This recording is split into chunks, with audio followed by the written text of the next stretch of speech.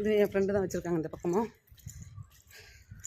பறிச்சிக்கலாம் கொஞ்சம் சொல்லிக்குவேன் போயிட்டு அவங்கக்கிட்ட. பாருங்க உங்கள் வீட்டில் நான் இங்கே பாருங்கள் இவங்களும் பிரண்டெல்லாம் வச்சுருக்காங்க பாருங்கள்.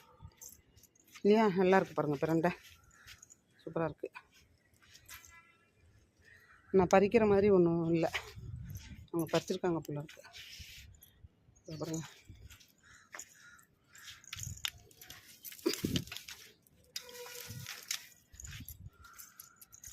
பாருங்கள் நந்தியாவட்டை நிறையா இருக்குது. நெல்லிக்காய் வச்சுருக்காங்க.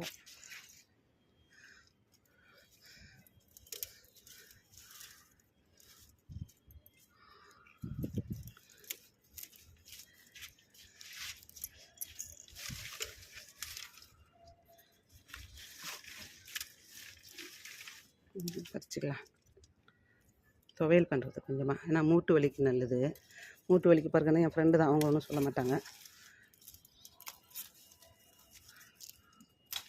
சொல்லிவிடுவேன் ஆனால் கேட்காம பறிக்கக்கூடாது இல்லையா, அதனால் பறிச்சிட்டதுக்கு அப்புறமா இப்போ சொல்லலை. நான் காலையில் வந்து வரும்போது சொல்லலை, அவங்க இல்லை வெளியில் வருவாங்க பேத்தியை கூட்டிக்கிட்டு, அப்போ சொல்லிடலாம்.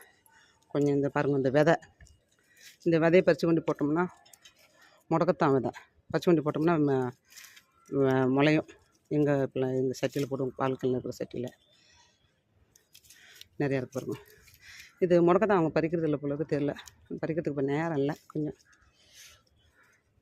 வந்து தான் பறிக்கணும். அப்புறமா அது வந்து கேட்கணும் அவங்கள, நான் முடக்கத்தான் பறிச்சிக்கிறேன்னு. ஏன்னா அவங்களும் கால் வலிக்கிறாங்க தான் பாவம். எல்லாம் பார்க்கணும் இல்லையா நம்ம.